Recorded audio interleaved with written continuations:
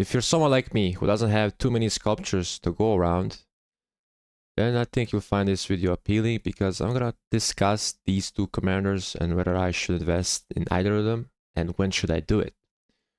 So the interesting part about me is me using a leadership march, which includes Trajan Molan, and I use the echelon formation. So as you can see, I run one archer march, one smite infantry, one wedge infantry, and one cavalry march, and one leadership march. So for me, both Ragnar and Philip look very appealing, but the problem is I do not have many sculptures to go and use them on. So for the time being, first and foremost, I will continue to hoard sculptures for new cavalry. I think that is my priority number one. My Nevsky William is a good march, don't get me wrong, but it's getting outdated, especially the William. So my initial investment plan is to wait for new cavalry, invest in the open field one, and then maybe if I go for Philip, I can move William with him because I saw the Chisco video about possible pairings and I do like the sound of it. And as armaments go, I have the echelon formation, I have equipment. Obviously, some favor infantry because I've been running mostly infantry, but I can make some tweaks if necessary, especially in armaments, because armaments, like I said, not a lot of calorie stats, but in terms of stats overall, like, and especially the civilized inscription, which I'm honestly close to getting as well, because I'm missing like 1.5 chest. So getting it and using this on an echelon or a leadership march honestly sounds very tempting to me and very curious. So I think I'll most likely do that. But who should be first? So we have Ragnar in the game. And when it comes to open field, there are certain criteria we all adhere to. So AoE damage, march speed, buffs, debuffs, and Ragnar Prime ticks most of these boxes. His damage factor, when you count everything in, is the highest in the game, and he doesn't have any debuffs on his active skill, but he does have a cool vampire effect because obviously it's lore accurate. Ragnar was a vampire in real life, and it's a cool effect, something relatively new into the game. And the good thing about it is it can be triggered if you're attacking or if you are attacked. So if you're attacked, you get the march speed, you slow them down, and you move away from them if necessary. And if you hit them, you're weakening their attack. So, and the trigger chance is actually quite high in Rise of Kingdoms mechanics. So this is actually pretty good, pretty cool. And when you go to the fourth skill, this one is also nice, don't get me wrong, but I like the third skill better. So obviously, the big drawback with Ragnar is you have to expertise it to get the full damage. So as a free-to-play low spender, I think this is a setback because not a lot of people have 700 sculptures lying around. Or maybe they do, but they want to be sure that the investment is going to be lasting for a long, long time. Which Ragnar might prove to be just that.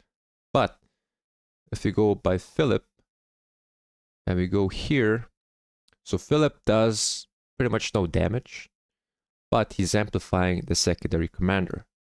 So, and of course, your march is prioritizing first, but if you're not using all 5 marches, your allies get the benefit. So his active skill is honestly, in a murder ball situation, so good. And he provides actually a lot of stats, and they're all universal. And if you've been running mostly like mono troop type, like infantry or archers, even cavalry to an extent, attack is always good as well, especially as a free to play, because as a free to play, you don't get a lot of attack with crystal tech. You know, you do, but not compared to the spenders. So getting some attack is actually not that bad. And if you go by his third skill, I think 90% of people use one troop type because of the 30% damage. So this is why initially I maybe wanted to pair him with Trajan because the amount of support this March will give is insane. But then the 30% damage feels like a waste, especially if you count in your troop takes actually deals double the damage, so it's like 40%. And doing that on a 400 damage factor Trajan doesn't make much sense. So my pairing for Philip would be, if I had to make a suggestion, I think I mentioned this earlier in the video, is William, because William does also buffs, which he increases by using the echelon formation. So you're going to be getting a lot of stats and a lot of rage, which is his fourth skill, which is honestly the debuff here is pretty good because you're reducing effectively 300 rage across 3 targets. And we all know how rage gain is so important in open field because the side who fires their skills faster gets the rage engine going, and they slowly, well, not slowly, but they grind them other troops' health significantly faster and in turn turn the tide in their favor. So this is especially important in things like Altars of Darkness, Ruin fights, and Arc of Osiris mid battles. And expertise is honestly a little bit confusing because we still don't know how this can trigger on the secondary commander as well. How will that overlap? But in theory, it sounds great. So even if you're pairing with a support commander, I think this will also be great. But even better if you're using a damage pairing. Maybe even Ragnar Prime. I think these two could actually work quite nicely. But who should invest into this?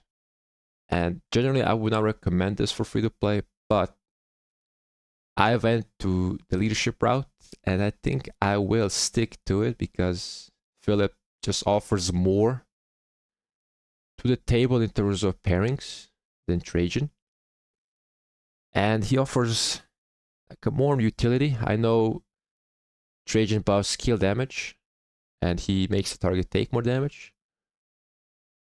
But Philip makes you take less damage and deal more damage, which is at times I feel like I'm lacking damage as a free to play. So I think going this route with the echelon formation where everything is even amplified by 1.6%, if I'm not wrong. So let's check for sure.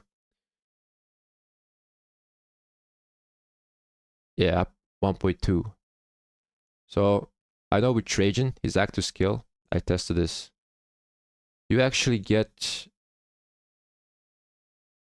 36% skill damage, which is pretty good, obviously. And you also buffs Mulan up with his stats, which is also 36 across the board. Actually 24, I think, and more march speed. So as you can see, pairing it with William, for example, on his fourth skill, you will get more defense across the board. So obviously it will be lacking a bit damage, and the AoV is not as good, but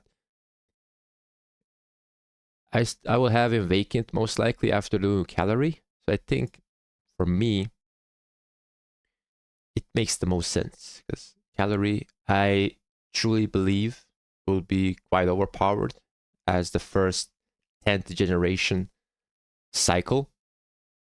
So going with no calorie is not gonna be a mistake, especially with the new formation swaps, especially if the new formation paired with calorie might be the thing.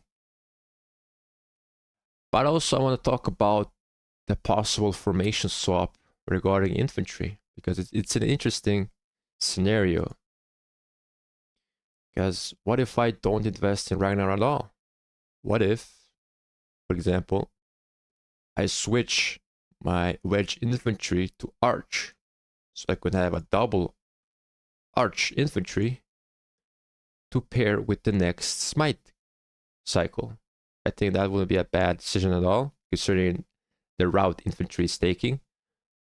Because out of skill damage infantry, I only have one in Scipio, really. So if you go by this, I have Sargon, who, if this commander swap is a thing, he's going to be the first one to go. Like, he's going to be Sargon, not Sargon. He's going to be the first on the list because I truly am disappointed by him. And when it comes to other pairings, as for Smite, I have Wallace, Liuche, and Alex. So if the new Smite commander, which for the open field might have AoV because William does not really have AoV. I mean, he kind of does, but not really. I think I could pair something like Liuche Alex back again, and then William with the new Smite commander.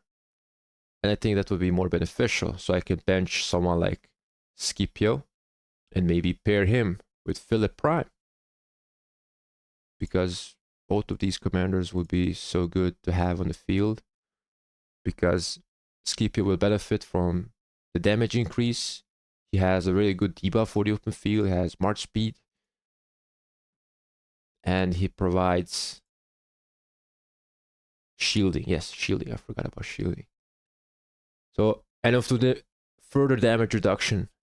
So that march would be very tanky. So if someone decides to focus it, they will have a really hard time. And I think it would trade much better than a Trajan Mulan, for sure. So it will not be a less of a hospital bill. And I hope you understand my ranting here. I just want to get this out of my brain. I've been thinking about these pairings ever since the release of Philip, or released information of Philip. And I've been wondering what to do. And every day there's something new, especially now with the latest face-to-face with the developers regarding the commander resets and swaps and formation swaps. All sounds amazing in theory, but I'm gonna hold my breath until we know more about them, how they're gonna look like, how they're gonna work, and if it work like we all intended to be, it's gonna be amazing. Because if it works like we think it works, I could swap, let's say, Sargon for Ragnar or Philip, and then I could work on the new Calorie as well at the same time, because our KVK is going to be probably mid-January as well. So I think it would be a great time to have these commanders at our disposal. And yeah, it's going to be exciting times during the end of 2024 and entering into 2025 with more commanders than I had anticipated. So definitely something to look out for. And yeah, thanks for watching. And let me know down in the comments what you think about these commanders, my decision, and I'll catch you in the next one.